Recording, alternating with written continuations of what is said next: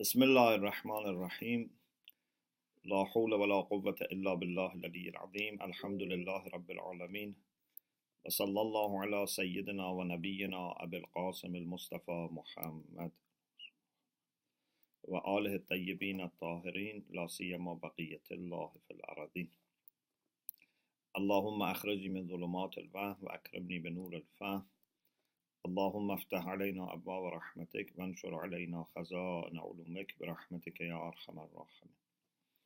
So, seeking Allah's guidance and assistance, we start our fourth session, and inshallah we want to continue our discussion about the different realms of reality. As you remember, we said we can understand from the Qur'an that there is a realm of reality that we may call alam indiyat, which is in the nearest position to Allah subhanahu wa ta'ala. And we mentioned certain things are there, and even if they come to us, they originate from there. Now, let's continue this discussion.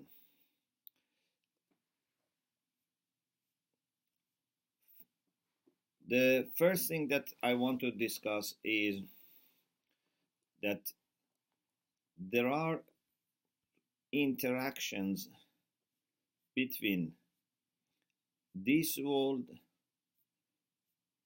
the physical world, and the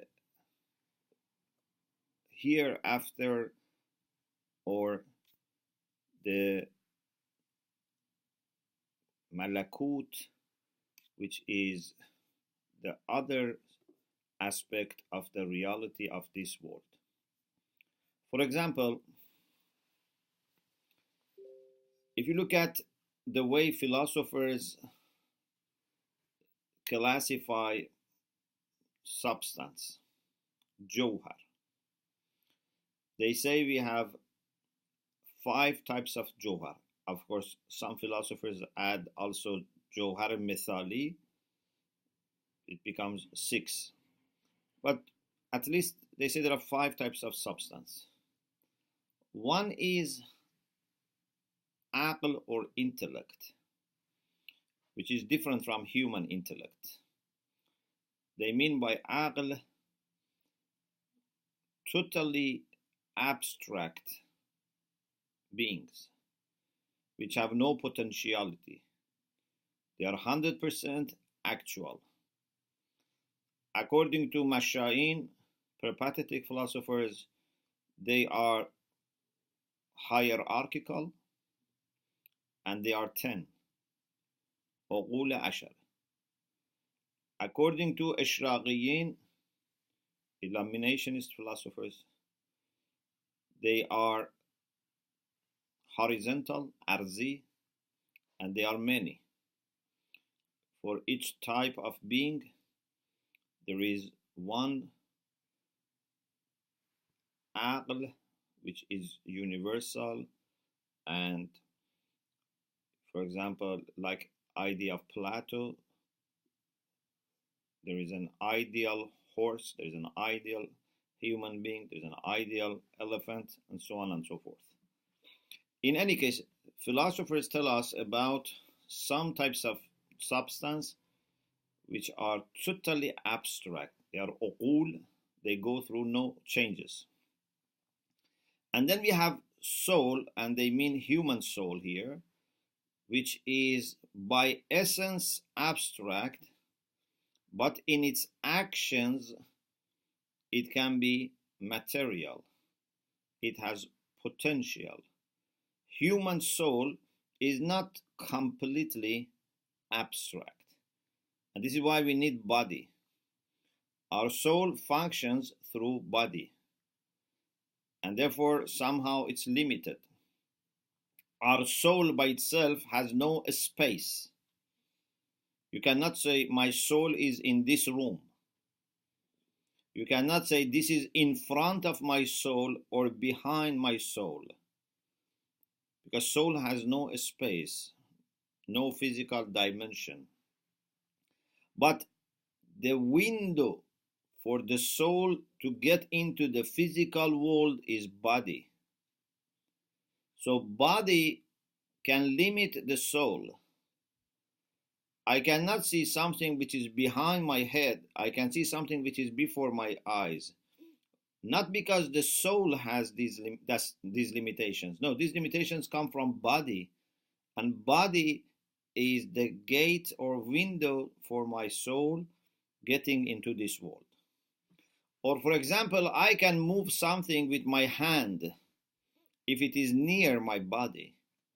I cannot move something in another part of the room, let alone in other rooms. But this is not because my soul is here. It's because my soul functions through my body, and my body has these limits. If your soul becomes very strong and can sometimes bypass your physical body, then the soul might be able to see things which are not seen by your eyes. Or you can move things which are not near your hand. That's when the soul becomes very strong and can bypass the physical body. So, we have things which are completely out of this world, physical world, like uqul, and perhaps angels, according to some Muslim scholars who have philosophical approach, angels can be considered as mujarradat tam.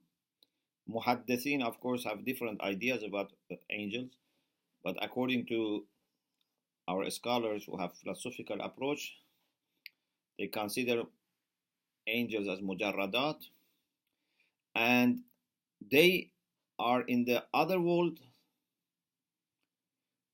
Our soul, by essence, belongs to the other world, by actions belongs to this world, or at least is connected to this world. And then we can have jism, physical body, a corporeal reality, which is in this world only. Jism is in this world. Of course, everything in this world has another side, but in essence it belongs to this world. So something only worldly, or something which is only mujarrad, and nafs is in between. Essence is mujarrad, but it has lots of connections to the physical world. But now we want to see if there are interactions between this world and the other world, or between this world and even the things which are very close to Allah in Alam Indiyat. So I read for you what I have taught before, and the text is, now we are working on this text, so I read for you from that text.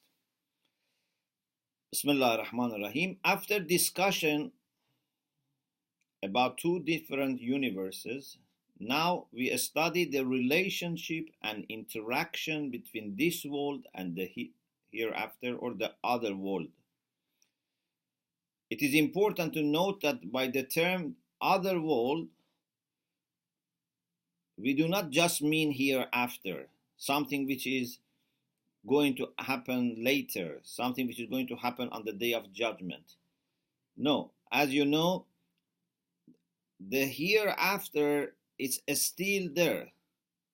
Qur'an says, يَعْلَمُونَ ظَاهِرًا مِنَ الْحَيَاةِ الدُّنْيَا وَهُمْ عَنِ الْآخِرَةِ هُمْ غَافِلُونَ. They only know the outward aspect of dunya. But akhirah, which is the batin, which is the deeper layers of this world, is there. So akhirah is not going just to be created later. Akhirah is there. Akhirah is another realm of reality that we cannot see right now. Otherwise, if you were able to see, you would see right now hell and heaven, who is in hell, who is in heaven. Of course, it's not fixed. People's position can change, but it's there. كلا لو تعلمون علم اليقين لترون الجحيم ثم لترونها عين اليقين. So, when we say hereafter, we don't mean something which is going to happen on the day of judgment or resurrection. We mean another realm of reality which is higher than dunya. So, maybe philosophers have another terminology, but I think we can say from Quranic perspective that this is alam mulk and malakut. Of course, maybe according to philosophers, some of these things become things which relate to alam lahut. But I use just as much as the Quran is saying that there is malakut for everything. Ibrahim alayhi salam said, Rabbi arani malakut as-samawati wal ard. So I mean the other side of reality, the other higher realm of reality, which is closer to Allah subhanahu wa ta'ala. Or you can say alam khalq and alam amr. So these two worlds are different. They are separate, but they are not totally disconnected. It's not that there is no interaction happening between them. There is no complete partitioning between the two worlds. Things may happen in this world that may be only worldly phenomena and may not be reflected there. But on the other hand, things may happen in this world that would be reflected there. So there are different possibilities. It's not always the case that whatever happens here remains here, or whatever happens here is transferred there. There can be different situations. For example, our soul and spirit is a reality that essentially belongs to that world. As we said, soul is mujarradun dhatan, but has connection with our body, which is physical. Our body belongs to this world. Our soul, by essence, belongs to the other world, but has connection with our body. So, our soul and spirit, and here I use them in the same sense. Nafs and ruh, here I use them in the same sense. Our soul or body is a reality that essentially belongs to that world, but has connection with my body, which is physical and from this world. If something happens to our body, then it can affect the soul. But there are times when our body may be affected and it will not affect the soul. It's a very important point. So you cannot always, by looking at the body, understand what is happening to the soul. Sometimes yes, sometimes no. For example, sometimes when a person is happy in his soul or it's fearful, you see the difference in body as well. But sometimes body may look very disturbed, but the soul can be all right. You cannot always understand from the body the situation of the soul. Or the soul might be disturbed, but looking at the body, you may not see anything. It's not that physical doctors, physicians, can necessarily understand what is happening in the soul, because the changes in body do not necessarily reflect the changes in the soul, but sometimes they may. So there's a beautiful relation between body and soul, which is very complicated. So if something happens to our body, it can affect the soul. But there are times when our body may be affected and it will not affect our soul at all. Muslim philosophers and also some Greek philosophers have said that the soul is abstract, is mujarrad in essence, but that its actions are not abstract, are not mujarrad, are not immaterial. Hence, something may happen to our body and this may not be reflected in our soul. For example, a person may lose his memory due to an accident. Sometimes, because of an accident, someone loses his memory. Or because of an illness, like Alzheimer.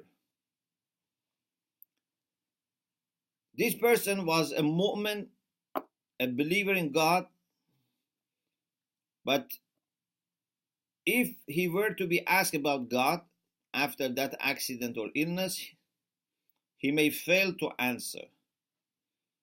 Even they may not remember their own name, they may not remember the names of their children. So, can we say that this person has lost iman in his soul? Can we say everything is erased from the soul because he cannot answer when we talk to him through his body and he listens to us through his body? He is not able to answer. So is everything completely erased and removed from his soul? Maybe this person used to pray for many years, but now he doesn't remember how to pray. So, is everything erased from the soul? No. We cannot conclude from this situation that he has lost faith or he has lost his qualities and virtues. So what's the problem? There is a challenge here. There is a miscommunication between the soul and body. The interaction between soul and body, which normally happens, is now disturbed. So, in good days, in normal condition, a person has access to what is happening in his soul, what knowledge is preserved there, and he can bring it to this world by answering and talking to us. But when someone has such severe accident or illness, there might be things in the soul, but the body cannot bring them to us in this world. He's not able to go back and use the stored information, but this doesn't mean that everything is erased. So this is a very important point. You cannot judge about what is there by listening to this person in this world. So this is a challenge that has occurred in the interaction between body and soul.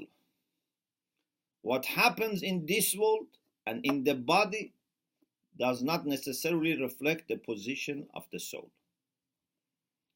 So, imagine another example. If a person is in a vegetative state, hayat nabati. If someone is in a vegetative state, such as those who are in brain death, they suffer brain death.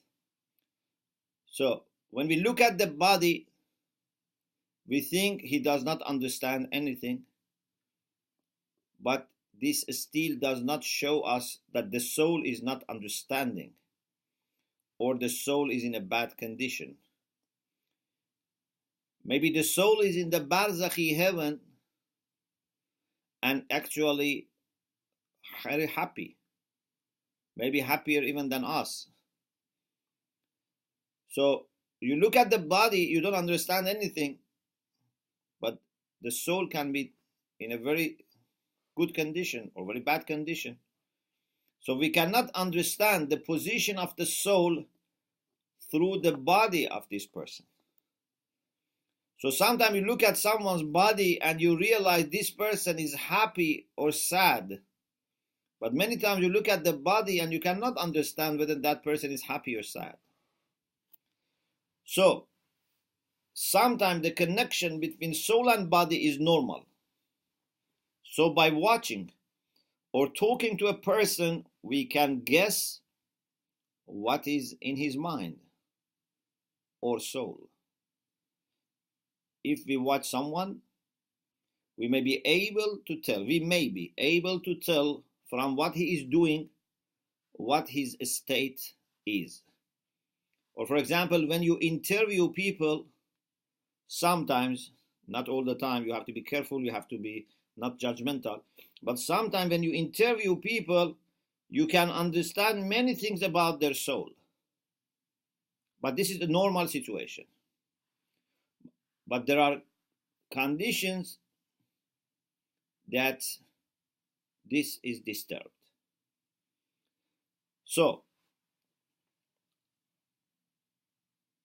sometimes the body and what is done through the body in this world can help us get an understanding of the state of the spirit of that person to some extent. And sometimes the door is closed and we cannot understand what is happening in his spiritual side. So this is about human beings. Then we have things that are even more abstract than human spirit, such as angels. Angels are not like human beings. As I said previously, soul is abstract in essence, but in action is material, is maddi. It has potentiality. But an angel is totally beyond our reach in this world. In this world, in dunya, we don't see angels. We don't feel them, we don't smell them, we cannot touch them. They are a matter of the unseen, ghaib, and we do not understand them. I mean directly. Of course, the Qur'an can tell us, but we don't understand them using our perception. Therefore, there are some kinds of connections that we understand and some connections that we do not understand. Why I say connections? Because even the angels have connection with this world. The angels actually play very active role in dunya. It's not that they have nothing to do in dunya. The Quran tells us about angels being responsible for certain affairs in dunya. They have lots of responsibilities and activities here. The Quran says, فَالْمُدَبِّرَاتِ أَمْرًا, verse 5 of chapter 79. By those who direct the affairs of creatures. So angels are like agents of God. They do many things, even in this world, but we do not see them and we do not understand them. And one of the reasons we need revelation is actually because of the limit in our understanding. There is a great part of reality that we cannot understand through our own senses or reason. It's only religion that can teach us these things through revelation. This is why the Quran says, وَيُعَلِّمُكُمْ مَا لَمْ تَكُونُوا تَعْلَمُونَ. Chapter 2, verse 151. It's not just you didn't know. It doesn't say وَيُعَلِّمُكُمْ مَا لَمْ تَعْلَمُوا. No, it says يُعَلِّمُكُمْ مَا لَمْ تَكُونُوا تَعْلَمُونَ. You were not in a position to know. It's not just you didn't know. You were not in a position to know. We are not in a position to know angels. We need revelation to teach us about angels. So one of the jobs of the prophets is to clarify for us those issues that we are not able to understand by ourselves. Of course, they also explain the things that we are able to understand by ourselves, but we could have missed them or we could have misunderstood them, so they try and explain them in a way which is free from mistakes and illusions and confusion. But there are things that they teach us that we have no access. So, angels have roles in this world. They interact with this world. but we are not able to understand by ourselves. So there is at times interaction between the two worlds, and we can understand this from things like the normal situations of the body and soul. And sometimes there is interaction and we cannot understand, such as the angels performing certain responsibilities in this world. One thing that we must recognize is that those interactions are very important for us, and we must have a high regard and value for them. Maybe sometimes something in dunya is very important for us, but sometimes in the other world they are not important. Sometimes in both worlds they can be very important. For example, let me give you an example. Fame, shuhra, can be sometimes something which is only in dunya and has no value in the hereafter. Sometimes fame can be in the other world, in malakut. Then it's a sign of great achievement for this person who is in dunya if he has fame in malakut. You know, sometimes you are famous, everyone knows you in this world for good reason or bad reason. Brother of Hatem Ta'i was very jealous about his brother being loved and, liked by everyone. His brother was very famous. As you know, the brother of Hatem Ta'i, it is said that because he wanted to be famous, he urinated in Zamzam. Okay, he became very famous. He became notorious. But does it mean that he has made any success, any progress, any achievement? No. Even if someone is really famous in dunya for good reasons, for example, people think he's a good person because he has done services, but he was not a sincere person. So in dunya, people praise him because of his charitable activities, but they were all insincere, to show off. So there is fame in dunya, and they know him for good things, but still his soul might not be in a high position. But sometimes in the other world you are famous. In the other world you are respected.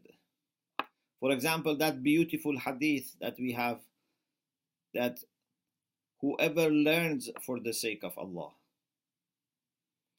and acts upon it for the sake of Allah and teaches it for the sake of Allah, دُعِيَ فِي مَلَكُوتِ السَّمَاوَاتِ عَظِيمًا,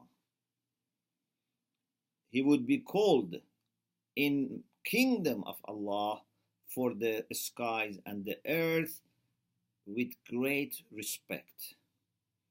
That's the main thing.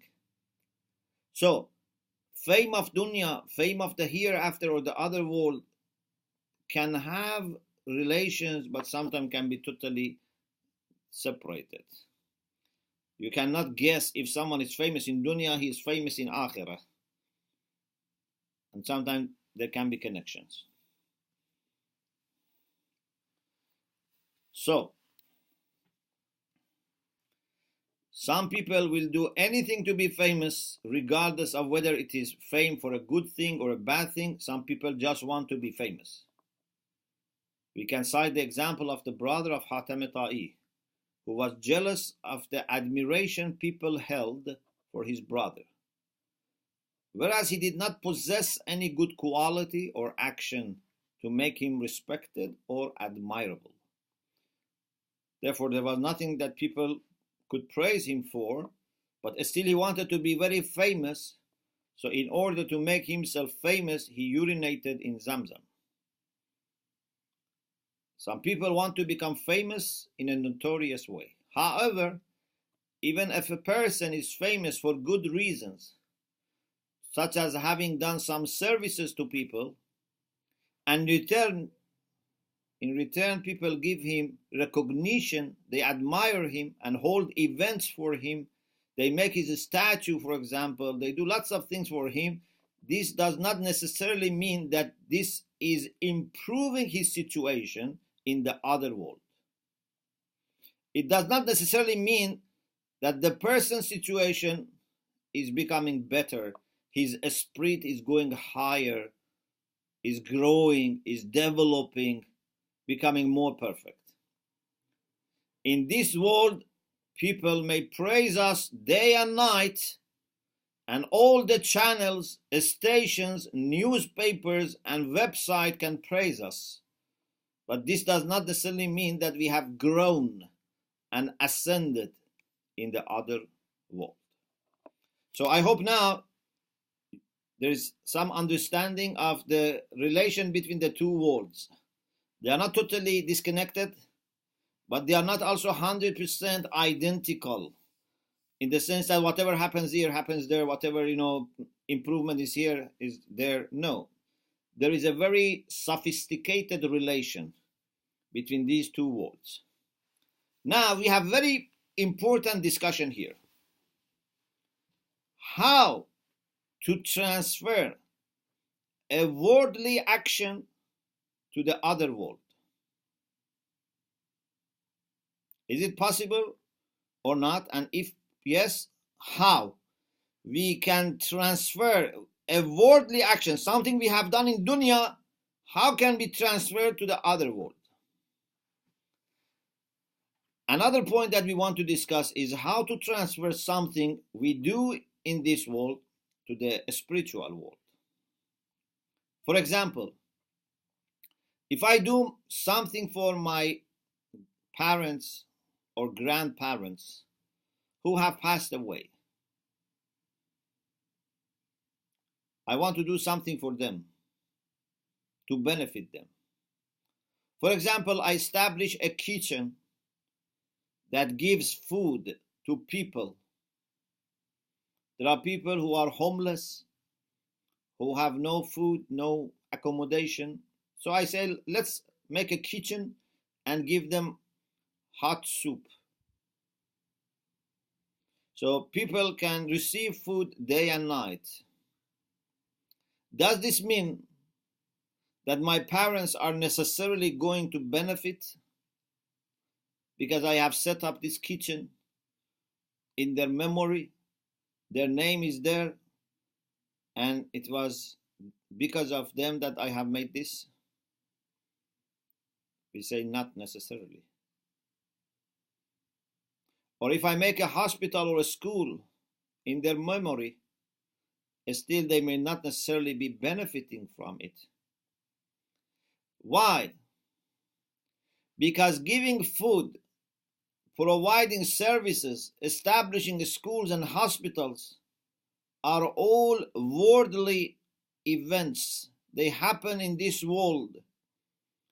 We need to find a way to give these things a passage to the other world. Having a kitchen to give food to people does not mean necessarily that a change is happening in the other world, unless our intention is sincere. That sincere intention is the magic power. Intention can transform something worldly to the hereafter or to the malakut. Of course, bad intention also can transfer it and make it bad there. But this is the beauty of niyyah. Niyyah or intention has the ability of changing transforming and then transferring. You transform a worldly action into something which is immaterial, and then you send it there. It's a very important point. This shows why intention is so important. In hadith we read, "An-niyatu asasul amal." Niyya is the foundation, the basis of action. Because action by itself is physical. It's the niyya and things around niyya, inshallah we will talk about, like ma'rifah. It's the niyya and the things around niyya that transform a worldly action into a spiritual reality and then transform and transfer.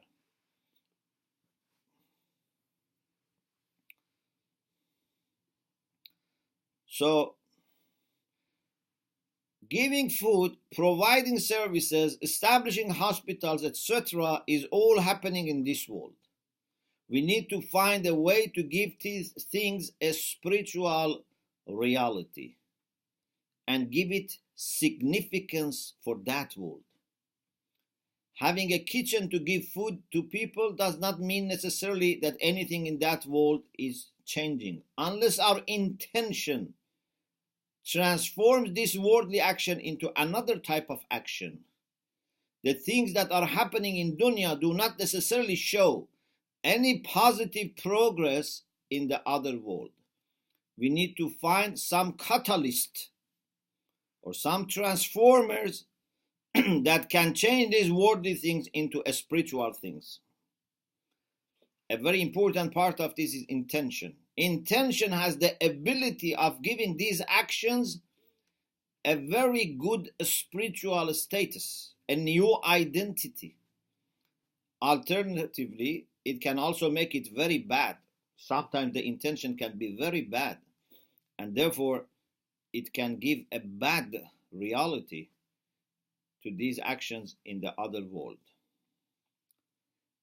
Now, another thing that we want to discuss is how to invest in the other world.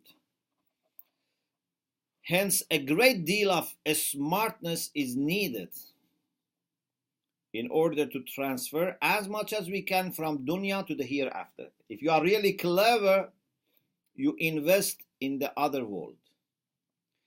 If a person is really clever and is a really good business minded person, then they will not invest everything in dunya, but they will invest in the hereafter. This can be done by transferring the things of dunya to the hereafter as much as possible. And this is done through niyyah. And niyyah is improved by way of a person's understanding, ma'rifah, and aqeedah. So it is aqeedah and ma'rifah that become very important, because the quality of intention is very much dependent on your ma'rifah.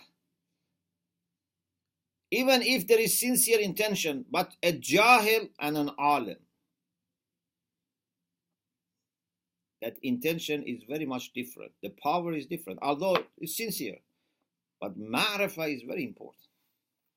Imagine two people are mu'min and both have good niyyah, but one has ma'rifah whereas the other doesn't. The result of their action is totally different. So there are different levels of good intention. And one factor to improve an intention is the ma'rifah of the agent. So we have to find out what are the best ways of transferring more to the other world. If we keep things only in dunya, they will not benefit us. We have to transfer them. And this transfer is not something that can happen physically through banks. No bank in dunya can transfer this for you. It's your intention only that can transfer worldly things into the hereafter in a good condition. Even if a person establishes a kitchen to give free food or hospital or mosque, then just the construction or the donation of time and money does not necessarily mean that anything has been sent there. But if these things are done with good intention and good understanding, then they will be transferred there. Anything that remains in dunya will expire and be finished. It will finish for the agent. For example, if you have millions of dollars of money and you die and you have not transferred them to the other world, this money in dunya, you left it. So it's not useful for you. Even for your children or those who inherit, sooner or later they will finish. So it's not remaining, it's not endurable. But if you do something with good intention with this money, it will remain forever. So everything in dunya will finish and expire, but those things in dunya that were done for the hereafter will remain permanently, because they have been transformed and transferred. Qur'an says, كُلُّ شَيْءٍ هَالِكٌ إِلَّا وَجْهَهُ. Everything is to perish except his face. So anything that you do seeking the face of God, ابتغاء وجه الله, it will remain. Or the Quran says, مَا عِنْدَكُمْ يَنْفَدْ وَمَا عِنْدَ اللَّهِ بَاقٍ. So if it is remaining with us in dunya, in our hands and pocket and bank account, it will expire. But if you manage to send it there and be with God, near God, it will remain forever. So these terms and concepts mean that the things in dunya will expire and finish, but if anything is done for the sake of God, then it means they have been transformed and transferred from dunya to the other world, and they will be saved there. Because that world is facing God, and nothing there is going to expire. So now, with this kind of outlook, we can then begin to try and transfer things to that world as much as possible. Now, the question is how to transfer. To explain how things from this world can be transferred to the other world, we can make this example. If someone wants to send 1,000 pounds to another country or $1,000 to another country in order to be able to use it there, suppose you are going to travel there and you want to send some money there so that you can use it there. The currency of that country you want to send there to use. So if you want to do this, you have to change your currency to that currency and send. It becomes necessary to change and convert the money that you have in your country to another currency and use it. So for example, I want to, suppose in my country, we use pounds, and I want to send 1,000 pounds to another country. But in another country, they don't use pounds. They don't accept pounds. I have to transform, convert, and then transfer. So it becomes necessary to change and convert the money to another currency and then transfer. Now, to transfer from dunya to hereafter requires conversion,